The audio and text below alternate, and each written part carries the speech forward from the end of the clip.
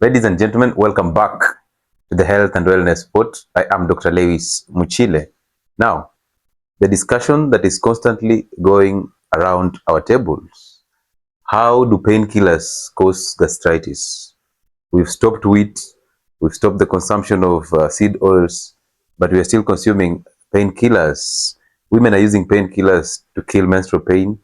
Most old people, they above 50 basically, are constantly using painkillers and steroids to mask or to numb pain that is coming in, whether from the nerves or from back pains and joints or from arthritis. And then they end up getting gastritis. And this can actually be detrimental to your health because it actually lead you into anemia. So then how do we end up getting uh, uh, gastritis or even ulcers from these painkillers that we constantly use? And those of you who still don't understand what the word NSAIDs means, it's non-steroidal anti-inflammatory drugs. Basically, drugs that are used to suppress pain as you deal with the cause. All right, that's why they're not supposed to be used all the time.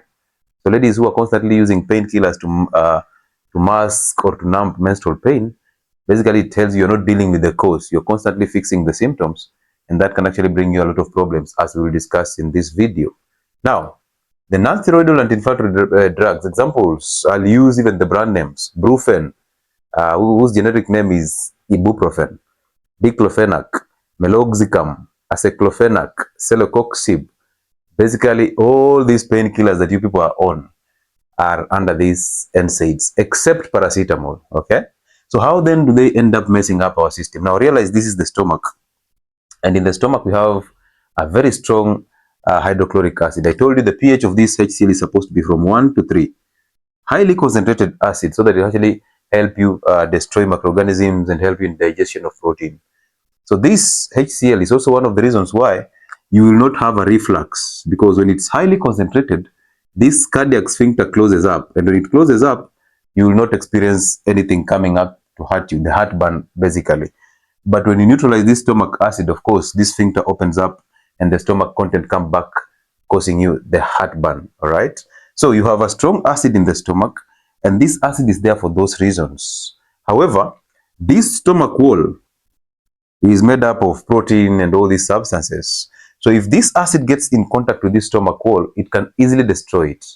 And that can lead to either gastritis, which is basically inflammation of the stomach wall, or chronic gastritis can end up causing an ulcer, because now an ulcer is a wound that has actually come in as a result of excess exposure of this acid to this stomach wall. But nature had it so perfect that there were mechanisms that were put here to defend this stomach wall from the acid. And the same mechanisms are not available in the esophagus. Right? That's the difference. So when this content come back to the esophagus, they can cause you a lot of problems here, because the esophagus wall is not designed or adapted to protect itself from the acid in the stomach. But the stomach wall has protective mechanisms that are supposed to defend it from the acid. So this is basically an extract of the stomach wall. And you will easily see this is the mucous membrane. So we have this mucous barrier here, that one of its role is to protect the stomach wall from the acid. And then inside this mucosal membrane, we have cells that are called parietal cells. Those parietal cells have different functions. Function number one is they're the ones that produce hydrochloric acid. And number two, they're the ones that produce something called the intrinsic factor. Intrinsic factor is basically a component or an enzyme that is supposed to bind to vitamin B12 in the stomach and make it cross the stomach wall into the bloodstream, so that you can actually utilize it in formation of red blood cells, the immune system, basically the nervous system, and all the functions that are coming in as a result of vitamin B12, including your DNA synthesis. So without this intrinsic factor, you are unable to actually absorb vitamin B12, even if you're eating diets that are rich in vitamin B12. That will mean you'll have to take vitamin B12 as an IV injection to supplement the dietary intake of vitamin B12. And this comes in a lot of people who have actually done a gastric bypass or sleeve, these bariatric surgeries that actually destroy or cut off a piece of the stomach wall. Also, people who have chronic gastritis, they will end up having anemia or vitamin B12 deficiency, because the cells that are supposed to produce the intrinsic factor are now destroyed during that gastritis. And even people who have cancer of the stomach, these cells are destroyed, and therefore they cannot produce adequate HCl, and they also cannot produce adequate intrinsic factor.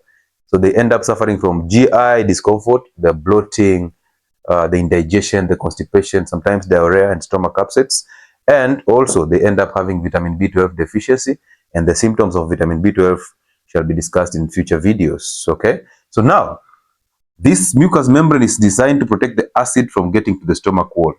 Number two, these parietal cells are producing the acid and intrinsic factor. Perfect.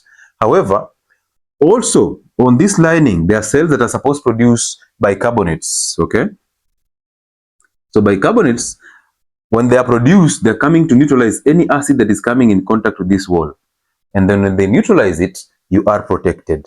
Now understand that production of these bicarbonates and production of this mucus barrier is under influence of something called the prostaglandins, PGs. These prostaglandins, when you produce them, and I will show you how they are produced, they are the ones that actually activate the production of the mucus barrier, so they thicken the stomach wall. They are also responsible for production of bicarbonates to protect yourself, your stomach wall from being corroded by the acid. Okay, now pause here and let's review the mode of action of the non-steroidal anti-inflammatory drugs. So this is how the NSAIDs, the painkillers, work. We have the membrane phospholipids. These are basically the lipids or the fats that are present on the cell membrane. They are broken down and they come from cholesterol, definitely. So you need cholesterol for this process. So they come in, and there's an enzyme called phospholipase A2 that breaks down the membrane phospholipids to give you an acid that is called arachidonic acid. I don't want you to cram this. I want you to just understand. We break down the membrane phospholipids to get the prostaglandins. And the enzyme that is responsible for breaking down this channel or the arachidonic acid to yield the prostaglandins is called cyclooxygenase, famously known as COX. So this enzyme is the one that is actually blocked by the NSAIDs. So NSAIDs work here. Now there are other drugs that actually destroy your stomach wall also that are called the steroids. The likes of dexamethasone, hydrocortisone, prednisolone, those drugs that you use in chronic pain, in suppressing the immune system, in people who have arthritis. Those drugs act here. So they block the first step of the synthesis of the prostaglandins. So here we have the steroids, and then here we have the non-steroids. Okay, so NSAIDs block this. When you block this enzyme, it means you're not going to convert your membrane phospholipids into prostaglandins. And guess what? We say these prostaglandins are the ones that are responsible for production and regulation of HCl in the stomach. So when you have prostaglandins being produced, let's say you've not used an NSAID. So let's cancel this first. So normally, you are constantly producing the prostaglandins, right? And these prostaglandins have an effect on the stomach. And the first effect is they protect the stomach wall. They are gastroprotective. How do they protect the stomach wall? They regulate production of acids in the stomach. So they're the ones that actually activate or deactivate production of HCl in the stomach. Number two, they are the ones that are responsible for activation of production of the mucus barrier that protects the stomach wall from the acid. And number three, they stimulate production of the bicarbonates that neutralize any HCl that is coming in contact with the stomach wall. So these are the three functions that are very important in protecting the gut wall, all right? Now, they have also other functions like they are uterotonic. Basically, when you produce these prostaglandins, they go and act on their receptors on the uterus and they cause contractions of the uterus wall. These can actually cause abortions, right? These can actually cause labor. And this is very important when a woman is undergoing the menstrual cycle. So the prostaglandins are the ones that actually cause contraction of the uterine wall so that it slows off and you have your menses. So this tells you if you're using the NSAIDs all the time to block this enzyme, therefore we don't form prostaglandins, all these activities shall be inhibited. Therefore, for women who are actually having pain in menstrual cycle, the pain will disappear because again, these prostaglandins, they regulate pain. So if you block the production of the prostaglandins, pain disappears. But now pain has disappeared, but because you're not producing the prostaglandins, what is happening is you might end up retaining the wall inside your uterus. Instead of allowing it to come out due to the contractions, you end up retaining it. And this can actually bring you a lot of problems in terms of infections, in terms of sepsis and all that, all right? So we need this wall to come out. Therefore, do not constantly use the NSAIDs to kill menstrual pain because they are coming in with a different angle here. However, you can simply balance your hormones naturally. By the way, we've talked about estrogen dominance and how to balance that, so you can check out those videos. So you can balance your hormones naturally so that the pain disappears, because menstrual pain is abnormal. It's not a normal occurrence. It's an abnormal occurrence. So balance those hormones instead of constantly and making that imbalance be there, and then you go ahead and use an NSAID to kill the pain. Okay, but that's a story for another day. So let's continue.